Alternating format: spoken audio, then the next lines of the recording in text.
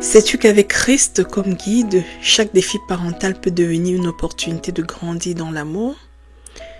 Bienvenue à toi, chers parents, sur Odyssée Parentale, un voyage unique vers une parentalité plus épanouie.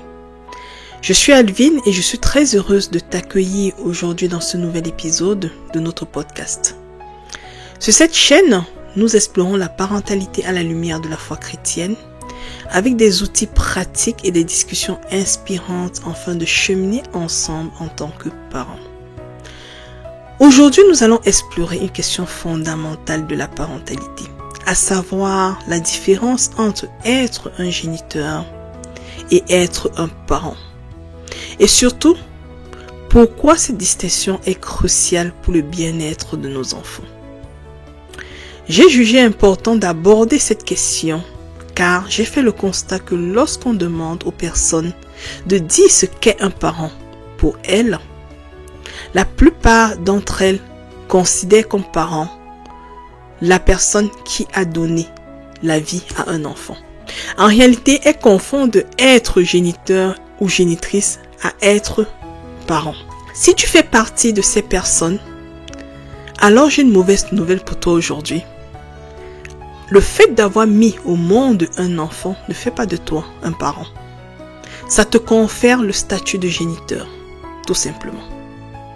D'ailleurs, nous avons des personnes qui n'ont jamais donné la vie, mais qui sont de bien meilleurs parents que ceux qui ont donné de la vie.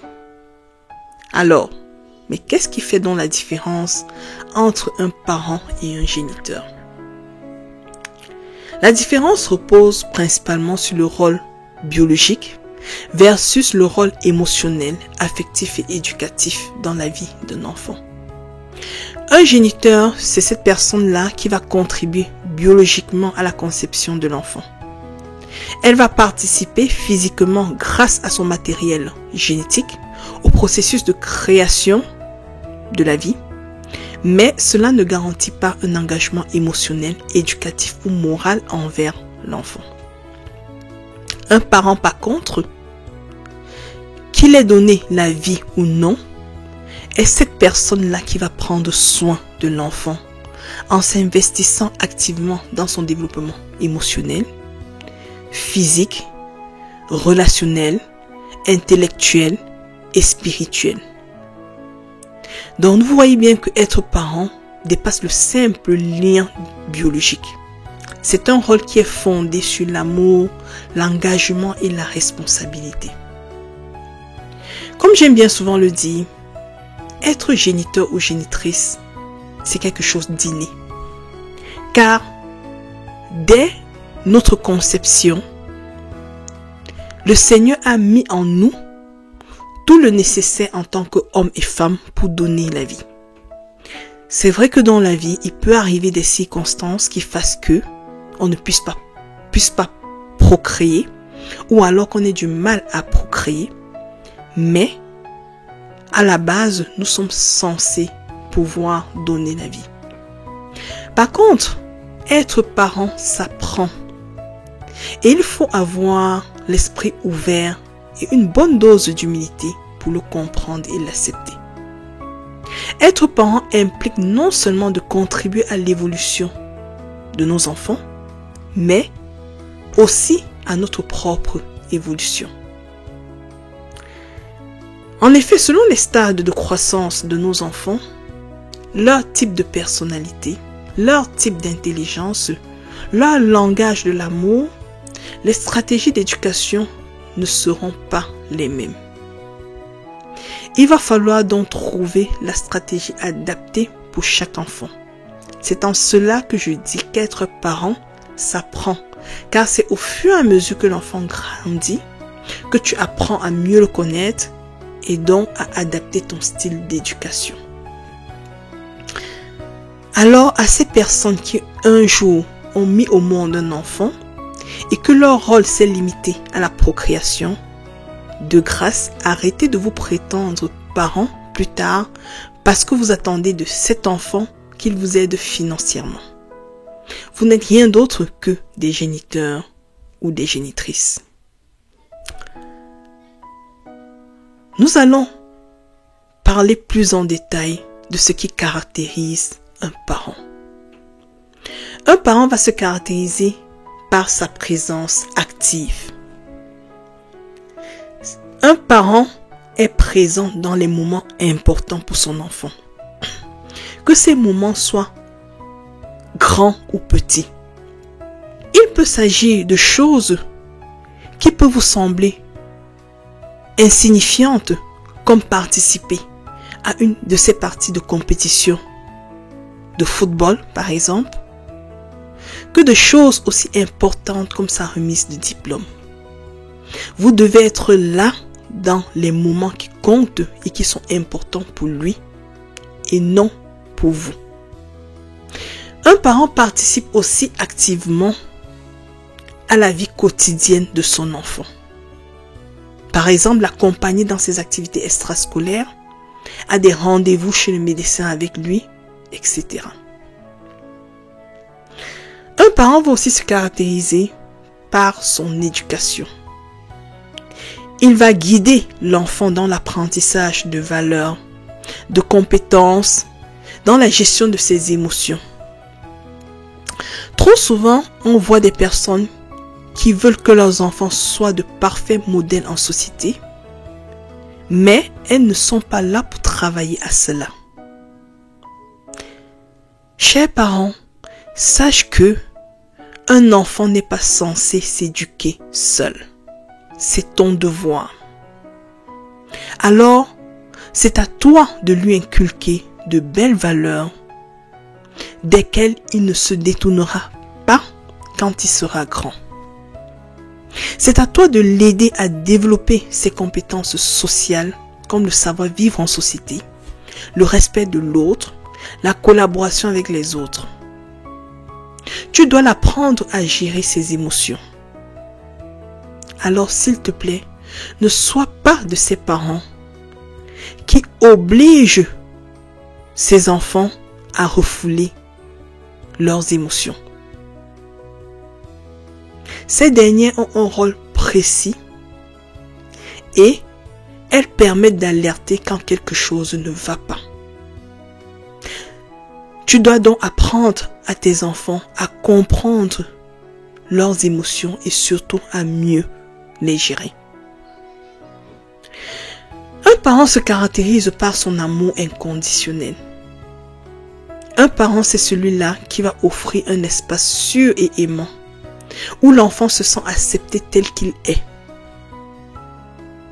Vous comprenez donc que votre foyer, votre maison doit être un cocon dans lequel l'enfant se sent aimé, en paix et en sécurité.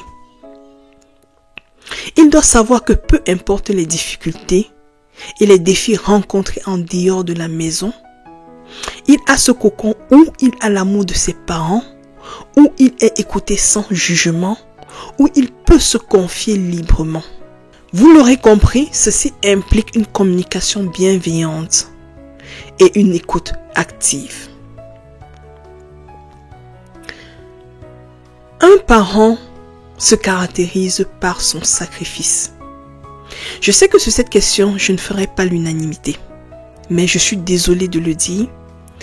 Quand on devient parent, nos besoins ne passent plus avant ceux de nos enfants. Faire des sacrifices ne veut pas dire s'oublier, mais de savoir revoir ses priorités. Il est inconcevable, par exemple, qu'un parent ait du mal à mettre de la nourriture sur sa table ou alors à joindre les deux bouts. Et qu'à la rentrée scolaire, par exemple, au lieu de se servir du peu d'argent dont il dispose pour préparer la rentrée de ses enfants, ils se permettent d'aller se payer le dernier téléphone à la mode. Donc, en tant que parents, nous devons comprendre qu'il faudra parfois mettre les besoins de nos enfants avant les nôtres pour assurer leur bien-être. Un parent est celui-là qui est responsable. Il assume un rôle protecteur et il prend des décisions en fonction du meilleur intérêt de ses enfants. En tant que parent, tu as le devoir de protéger les droits de tes enfants jusqu'à ce qu'ils soient en âge de faire leur propre chemin. Un parent responsable doit aussi s'assurer que son enfant a de quoi manger, de quoi s'habiller, un endroit sécuritaire pour vivre, le soutenir financièrement, lui fournir des soins médicaux. Un parent, enfin, doit être un modèle de vie pour ses enfants. En tant que parent, tu dois être un exemple pour inspirer ton enfant à devenir une personne épanouie. Donc, à ces parents partisans du fais ce que je dis, ne fais pas ce que je fais, j'ai juste envie de vous dire que ça ne fonctionne pas comme ça. Nos enfants apprennent de nous plus par ce qu'on fait que par ce qu'on dit. Alors, soyons des modèles dans nos actes, nos paroles, notre caractère. Tout simplement, soyons la personne que nous voulons voir notre enfant devenir. J'arrive au bout de cet épisode que j'achèverai en disant qu'un géniteur donne la vie, mais un parent construit la vie de l'enfant par sa présence, son amour et son engagement. C'est ce rôle de guide et de soutien qui fait toute la différence dans le développement harmonieux de l'enfant. Alors, j'ai une question pour vous. Où vous situez-vous dans cette réflexion? Quelles sont les petites actions que vous pouvez faire dès maintenant pour être encore plus présent dans la vie de vos enfants? Merci de me laisser vos réponses en commentaire de cet épisode. Si tu ne l'as pas encore fait, je t'invite à t'abonner et à activer la cloche de notification afin de ne pas manquer le prochain épisode.